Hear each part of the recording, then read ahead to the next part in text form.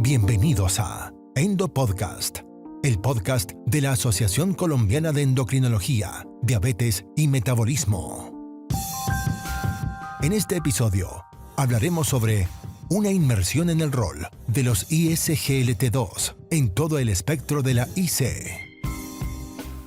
con el Dr. José Luis Torres y el Dr. Efraín Gómez. Este podcast es patrocinado por Laboratorio Boehringer Ingelheim. Bienvenido. Advertencia. Este material es para uso exclusivo del cuerpo médico colombiano. Todos los casos clínicos aquí presentados son únicos y es importante hacer su propia investigación. Buenos días, buenas tardes, buenas noches del momento en que nos estén escuchando. Para mí es un verdadero placer poder tener este nuevo espacio con todos ustedes y quiero darles una bienvenida y un caluroso saludo. Estamos en el segundo episodio el día de hoy, que se llama Diabetes y Corazón, una inmersión en el rol de los SGLT2 inhibidores en todo el espectro de la falla cardíaca.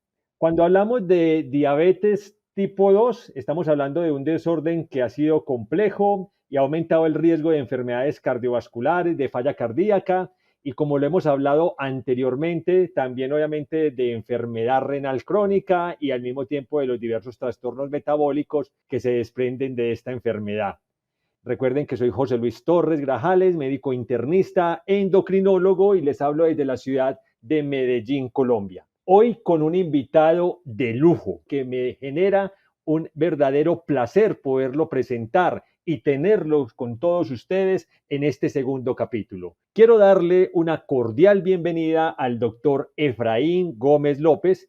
El doctor Gómez es médico internista, cardiólogo, especialista en medicina crítica y cuidados intensivos. Ha realizado diplomado en diabetes tipo 2, diplomados en epidemiología clínica, en educación médica y es máster en insuficiencia cardíaca. Es jefe de la unidad de cuidados intensivos cardiovasculares y miembro del programa de falla cardíaca y trasplantes de la Fundación Clínica Chayo. Es presidente de la Sociedad Colombiana de Cardiología y Cirugía Cardiovascular. Mejor dicho, un palmarés que genera una gran expectativa y una gran admiración. Y como lo reitero, un honor poder estar contigo, Efraín, el día de hoy. ¿Cómo has estado, Efraín? Y bienvenido a este podcast. Muchas gracias, José. Muchas gracias por la invitación y gracias a todos los que están oyendo este podcast. Espero que lo disfruten y que sea de provecho para todos nosotros. Efraín, con todo, digamos que ese palmarés que tú tienes y toda tu experiencia, vamos a abrir este podcast hablando un poquito acerca de en qué situación tenemos el día de hoy cuando hablamos de diabetes y de desenlaces desde el punto de vista cardiovascular. Porque cuando uno habla de enfermedad cardiovascular, lo primero que se nos viene en la cabeza es enfermedad cardiovascular aterosclerótica, que es una de las principales causas de mortalidad por diabetes, pero siempre perdemos, digamos, que esa noción de diabetes con otras complicaciones cardiovasculares y dejamos al lado una situación que aumenta cada vez más la morbimortalidad de nuestros pacientes y es la falla cardíaca. ¿Qué situación tenemos hoy con esa relación y esa conexión entre estos dos grandes monstruos que son la enfermedad, en este caso la diabetes, y este desenlace cardiovascular como puede ser la falla cardíaca? Yo creo, José, que lo primero es aclarar los términos. Cuando uno habla de enfermedad cardiovascular,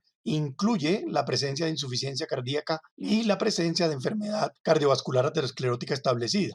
Por eso es muy importante aclararlo. La enfermedad cardiovascular engloba esas dos condiciones particulares y se vuelve tremendamente relevante porque sin duda alguna una de ellas, que es la enfermedad cardiovascular aterosclerótica establecida, es la causa número 1 de muerte y discapacidad en los pacientes con diabetes. Prueba de ello es que el tener enfermedad cardiovascular aterosclerótica establecida, esta ocurre casi que 14 años antes en los pacientes diabéticos que en los pacientes no diabéticos y retarda o desmejora tremendamente la expectativa de vida casi que en 20 años cuando ya yo he tenido un evento cardiovascular o cerebrovascular siendo un paciente diabético. Es muy interesante lo que estás mencionando, Efraín, porque al fin y al cabo estamos hablando de la diabetes dentro de un espectro en la parte cardiovascular y yo muchas veces hago el símil de que la diabetes como tal puede afectar lo que es la parte del desempeño de la bomba y el desenlace duro que finalmente puede generar esto es la presencia de la falla cardíaca.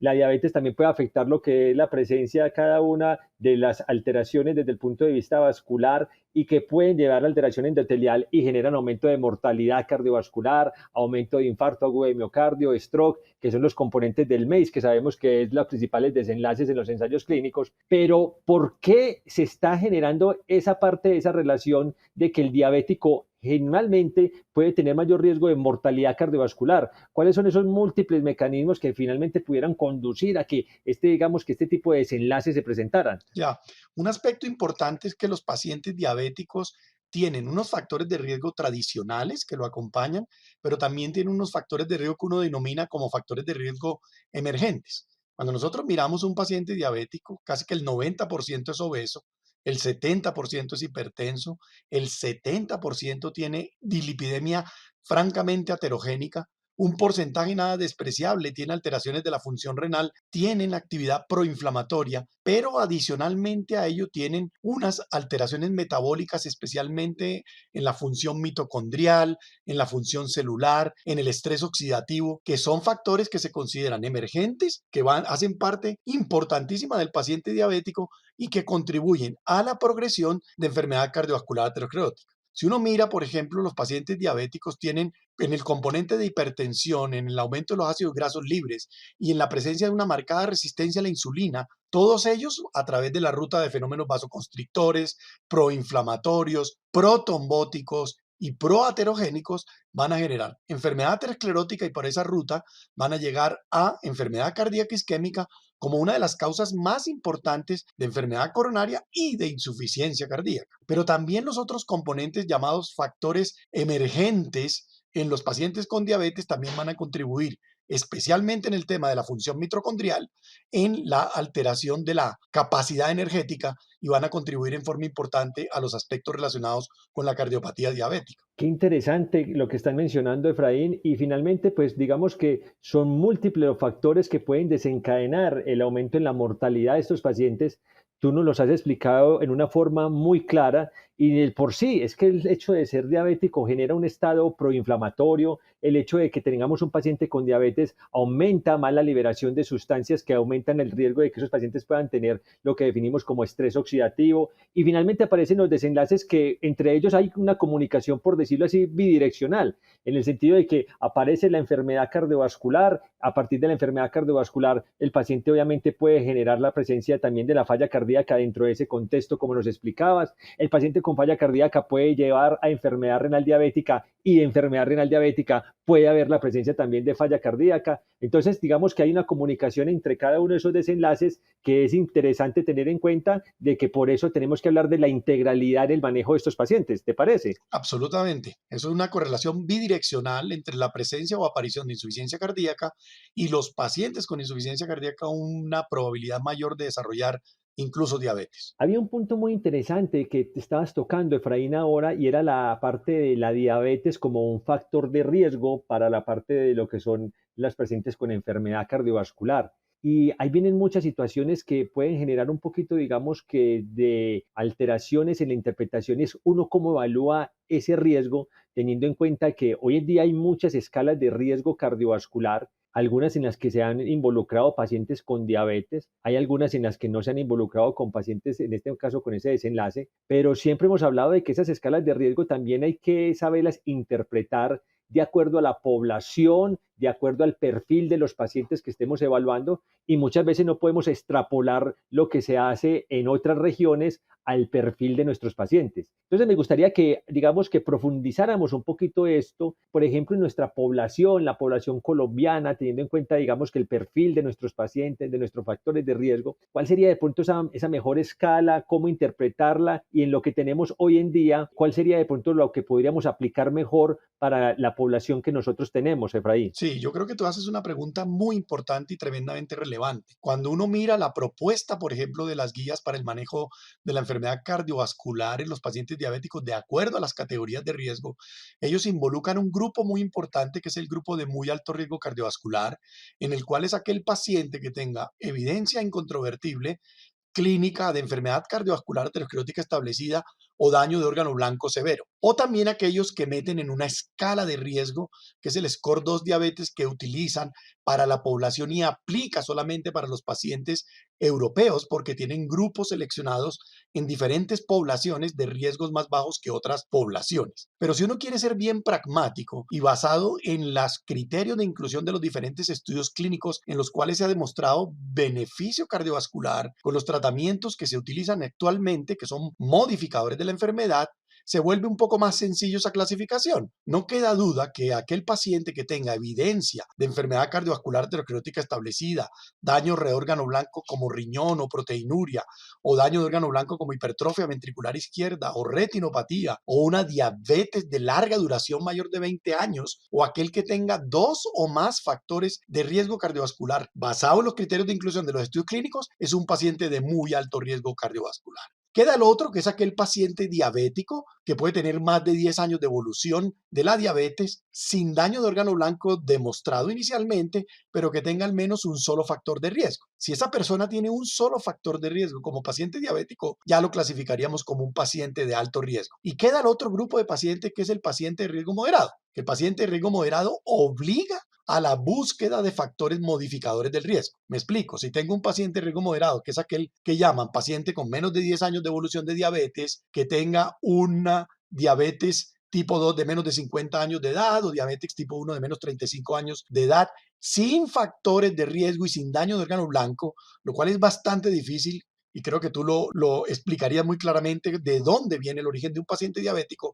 Ese paciente me obliga a mí a hacer estudios de laboratorio sencillos para modificar ese riesgo si lo tiene, porque la intervención farmacológica modificaría ese riesgo. Yo creo que es la forma más práctica y más universal de clasificar el riesgo de nuestros pacientes diabéticos sin tenerlos que involucrar en unas escalas de riesgo que algunas están validadas o no necesariamente aplican a nuestra población colombiana. Muy importante, Efraín, es lo que están mencionando y no cabe ninguna duda de que el paciente solamente con el diagnóstico de diabetes, ya esto genera un riesgo inclusive independiente de que se presenten algún otro tipo, digamos, que de factores de riesgo. Mencionas algo interesante que son estos modelos nuevos que han salido, la parte de la propuesta que tiene la Sociedad Europea de Cardiología con el Score 2. Era interesante ver cómo obviamente ellos dan nuestra clasificación en esa escala de riesgo, en lo que tú muy claramente mencionabas de muy alto riesgo, riesgo alto, riesgo moderado, pero parece un bajo riesgo para ellos que posiblemente no lo podríamos extrapolar para nuestra población. Yo soy un convencido de que para mí pacientes diabéticos de bajo riesgo no hay, porque cuando uno habla de los factores de riesgo, pues tenemos factores de riesgo tradicionales. Por ejemplo, lo que es la presencia de la obesidad, que es el principal cómplice de la diabetes tipo 2, la hipertensión arterial,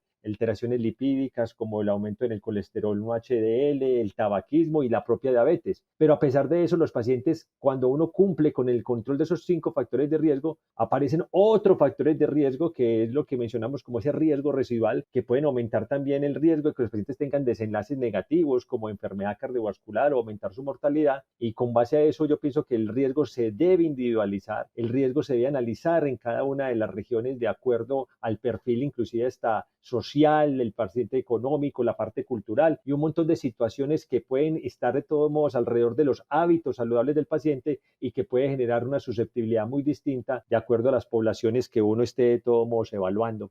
Pero vamos entonces a seguir de pronto en todo este camino de lo que es la inmersión, como es este segundo episodio, hablando de diabetes y corazón. Y aparece, Efraín, un tema que para ti te debe apasionar y que tú eres el experto, y para mí definitivamente me genera también, digamos que mucho entusiasmo poderte escuchar, y es meternos en el área de la falla cardíaca. ¿Por qué estamos llegando tan tarde al diagnóstico de la falla cardíaca, Efraín? ¿Se está perdiendo la semiología? ¿No estamos pensando en este desenlace? ¿Cómo deberíamos ser el enfoque? Y para estos colegas de atención primaria, cuando hablamos de diabetes y corazón y vamos a hablar específicamente de falla cardíaca, ¿cuáles serían de pronto como las pautas para hacer ese acercamiento inicial? Sí, yo creo que es una pregunta muy importante y uno debe tener presente que los factores de riesgo por sí solos ya son una condición de riesgo para desarrollar insuficiencia cardíaca. Pero en la medida en que yo sumo factores de riesgo, tengo más riesgo de desarrollarla. La diabetes mellitus es un estadio de la clasificación del American Heart y del American College of Cardiology, se clasifica como un estadio A, de insuficiencia cardíaca si yo soy completamente asintomático. Significa que si yo identifico a mi paciente diabético como un paciente de riesgo de desarrollar insuficiencia cardíaca, yo debo intervenir los factores de riesgo adicionalmente al control glicémico para prevenir el desarrollo de insuficiencia cardíaca. Y una forma temprana de identificar si este paciente ya cambió su condición de un estadio A de riesgo de falla cardíaca a un estadio B, que significa disfunción ventricular izquierda asintomática, una de las formas que nos permite la vida moderna y se clasifica hoy así es la identificación de ese paciente midiendo los péptidos natriuréticos. Si yo tengo un paciente diabético y encuentro péptidos natriuréticos elevados, automáticamente ese paciente ya no se clasifica en un estadio A, sino que se clasifica en un estadio B, que significa paciente asintomático, pero con disfunción ventricular izquierda asintomática, y encontrar esos péptidos natriuréticos elevados me obliga a hacer una investigación adicional de las alteraciones estructurales en el corazón que me permitan decir, tengo una falla cardíaca con función sistólica reducida, tengo una disfunción ventricular izquierda con función sistólica preservada o levemente reducida, y actuar en concordancia, porque la intervención temprana de este paciente en estadio B me va a frenar la posibilidad o me la va a retrasar de que mi paciente desarrolle o progrese falla cardíaca clínicamente manifiesta. Hay muchos factores de riesgo que lo pueden determinar. Por ejemplo, hay un score de riesgo que se llama el TIMI-RITZ score para falla cardíaca en diabéticos. Y uno dice, si tuvo insuficiencia cardíaca previa, es un marcador de riesgo altísimo para desarrollar insuficiencia cardíaca. Si tiene antecedentes de enfermedad coronaria, si tiene antecedentes de fibrilación auricular, si la tasa de filtración glomerular cayó por debajo de 60 o se tiene alteraciones de la función renal, estoy seguro que tú lo sabes claramente que tener microalbuminuria o tener una relación albuminuria-creatinuria elevada es un marcador de riesgo no solamente para la progresión del daño renal, sino para la aparición de enfermedad cardiovascular aterosclerótica establecida o insuficiencia cardíaca. Entonces, esos parámetros me pueden permitir a mí sospechar o tener un score que me permita de alguna forma estimar el riesgo y actuar o intervenir en concordancia. Muy válido esto. Obviamente es muy importante recordarle a todas las personas que estén escuchando este podcast que el diagnóstico de falla cardíaca es un diagnóstico clínico. Entonces, con base a esto, Efraín, no podemos perder un interrogatorio simple que nos puede hacer sospechar de todo modo, digamos, que la presencia de lo que estamos hablando en este caso, de la presencia de falla cardíaca, preguntándole al paciente qué tipo de situaciones pueden estar afectando su clase funcional, pacientes que puedan tener con mínimas actividades de su día a día, pues una disnea que venga de pronto progresando, volver otra vez como nos enseñaban en la universidad, la semiología, hay síntomas o signos que lo hagan pensar a uno en una ortopnea, disnea paroxística, edemas, y obviamente viene lo que tú me estás mencionando, otro tipo de ayudas como lo que tenemos hoy en día con los biomarcadores y también pues obviamente con la presencia y la ayuda de la ecocardiografía. Pero en los biomarcadores creo que también hay que tener un poquito de precaución en el sentido de que con base a esto vienen dos situaciones que me gustaría que tratáramos. Número uno, hay algunas situaciones que más allá de la falla cardíaca uno debe considerar para interpretar los biomarcadores, o sea, los biomarcadores pueden tener falsos positivos. Lo otro es cuál es el que habitualmente utilizamos y si es fácil el acceso hoy en día en nuestro sistema de salud a que los médicos puedan solicitarlo o si hay algún tipo de limitación, porque yo pienso que tampoco la idea es que las personas piensen de que el cardiólogo es el que se encarga de marcar esto y se encarga de decir utilicen este tipo de ayudas diagnósticas porque es algo muy específico de ellos. Pueden cualquier tipo de médico acceder, poderlo de todo modo solicitar. Entonces me gustaría de pronto que profundizáramos un poquito más estos aspectos con respecto a esta valiosa ayuda diagnóstica que nos dan los biomarcadores, Efraín. Claro, los biomarcadores nos permiten, por ejemplo, si tengo un paciente diabético con X tiempo de evolución, obviamente asintomáticos, los que tú mencionas, por ejemplo, ya con síntomas ya serían un estadio C de falla cardíaca. Entonces, la identificación temprana que nos permite hacer intervenciones farmacológicas en disfunción ventricular y nos permite también hacer consideraciones en el manejo de la diabetes de este paciente que modifica el curso de la enfermedad. Por ejemplo, tú recuerdas que el estudio en Parrecaucom en los pacientes tenían un 100% de enfermedad cardiovascular aterosclerótica establecida y su mayor impacto fue en pacientes que no teniendo falla cardíaca les frenó la posibilidad de desarrollar insuficiencia cardíaca. ¿Qué significa eso? Eso nos muestra que los pacientes con enfermedad coronaria diabéticos son de altísimo riesgo de desarrollar insuficiencia cardíaca y la intervención temprana con un SGLT2 inhibidores, que en el caso del Emparregaucon fue empaglifosina, redujo tempranamente en los primeros 30 días la aparición de hospitalizaciones por insuficiencia cardíaca. El NT-proBNP, que es el que se usa en la práctica clínica, está disponible en nuestro plan de beneficio. Se puede solicitar para los pacientes con sospecha que tengan disfunción ventricular, así sea sintomática, para modificar la estrategia terapéutica, y nos sirve también para afirmar el diagnóstico de insuficiencia cardíaca. ¿Dónde podríamos encontrar algún tipo de dificultad?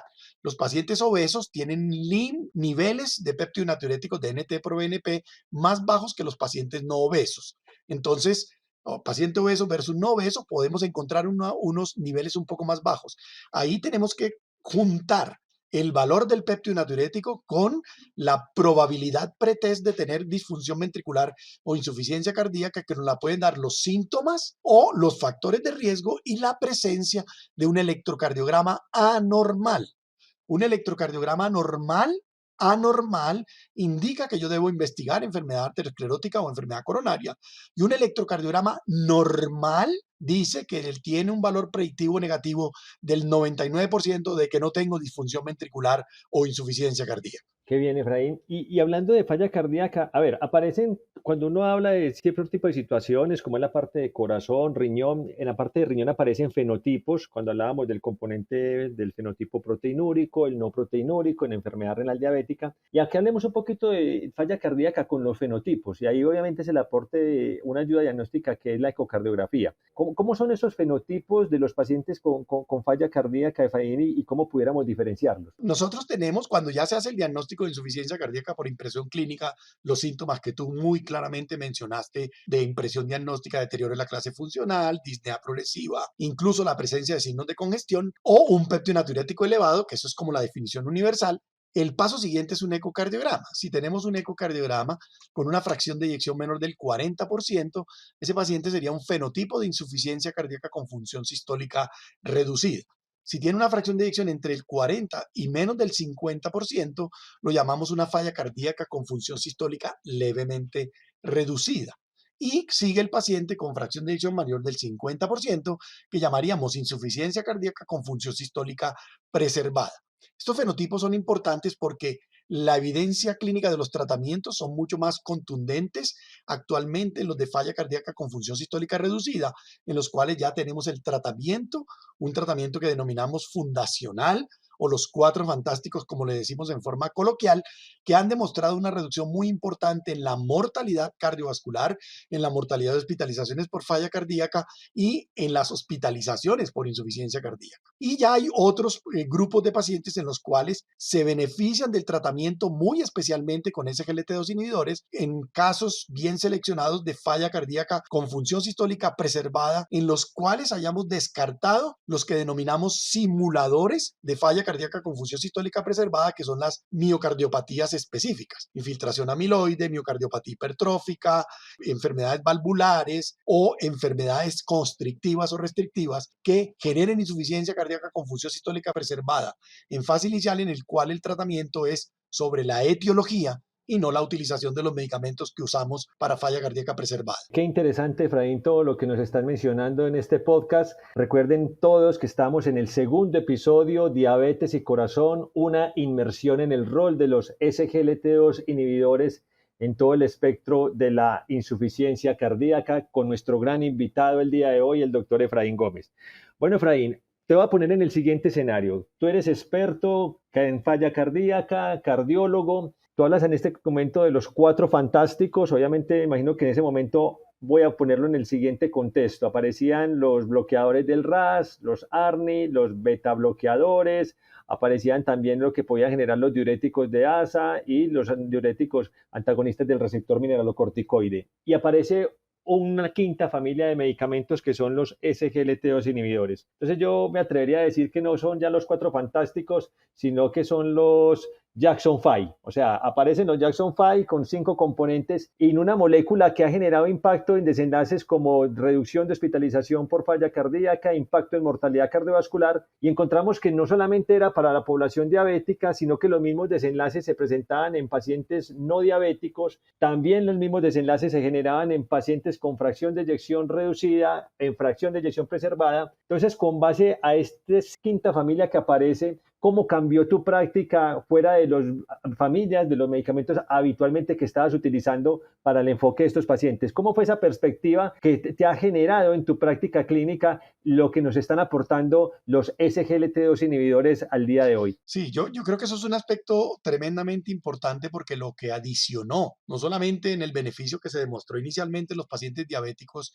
en reducción de nuevos casos de insuficiencia cardíaca, ya en pacientes con insuficiencia cardíaca plenamente establecida, o sea, un estadio C con o sin diabetes, se logró una reducción muy significativa de los eventos cardiovasculares adversos mayores en todos los estudios clínicos, pero específicamente en insuficiencia cardíaca, una reducción de la mortalidad de hospitalización por falla cardíaca en pacientes con o sin diabetes óptimamente tratados. Quiere decir que venían con los tratamientos que ya conocíamos, que son los que realmente tienen impacto en la mortalidad, como son sacubitrilo valsartán, los CERNI, los beta bloqueadores con demostrado beneficio, los antagonistas de mineralocorticoides como espironolactona y plerrenone, y aparece este nuevo escenario, los SGLT2 inhibidores, que vinieron a sumar en forma significativa cuando se compara con el tratamiento estándar. Un punto muy importante en la muerte cardiovascular, hospitalización por falla cardíaca, en la muerte cardiovascular, que la reduce más del 50%, una reducción de las hospitalizaciones que lo logra en más del 70%, pero un aspecto tremendamente importante de estas cuatro moléculas, por eso es que nosotros les decimos jocosamente, los cuatro fantásticos, es que reducen prácticamente en el 50% la mortalidad por todas las causas, lo cual demuestra un perfil tremendo de seguridad, no solamente en el aspecto cardiovascular, que es el que necesitamos mejorar, sino en el aspecto de la seguridad total porque reduce la mortalidad por todas las causas, de tal forma que tenemos un nuevo molécula en este escenario para falla cardíaca reducida, para falla cardíaca rango medio e incluso es el pilar número 1 del inicio del tratamiento en los pacientes con falla cardíaca con función sistólica preservada que cumplen con las características clínicas que demostraron beneficio en los estudios clínicos que se utilizaron en falla cardíaca preservada. Entonces mira, Efraín, que es una familia de medicamentos que el mismo beneficio lo ha mostrado en diferentes perfiles de pacientes. Y yo siempre he dicho que el papel de los SGLT2 inhibidores, por ejemplo, específicamente en falla cardíaca, obviamente lo podemos hablar como una terapia que es una terapia también facilitadora para las otras familias de medicamentos. ¿A qué me refiero con esto? Que si uno tiene, por ejemplo, escenarios en los cuales, por ejemplo, el paciente con falla cardíaca está con unas cifras tensionales bajitas, pues obviamente hay que modificar la dosificación de las otras familias, pero con los SGLT2 inhibidores no hay que hacer ninguna modificación de pronto en ese escenario. Si usted tiene de pronto un paciente con compromiso renal, o hay que modificar de pronto la dosificación o dejar de dar algunos medicamentos de acuerdo a la tasa de filtración glomerular, en cambio con los SGLT2 inhibidores tenemos un amplio espectro con respecto a la parte de la función renal en la cual nos podemos mover. Si usted tiene un paciente con falla cardíaca, con hipercalemia, ajuste medicamentos que pudieran agudizar la hipercalemia, en cambio con el SGLT2 inhibidor no habría de todo ningún problema. Entonces mira que facilita de pronto la acción de los efectos que se pueden dar con este tipo de medicamentos cuando haya que modificar alguno de los otros cuatro fantásticos dentro del arsenal farmacológico que tenemos hoy en día dentro del manejo integral de la falla. Absolutamente. Y una de las ventajas que tiene es que la adición de los SGLT2 inhibidores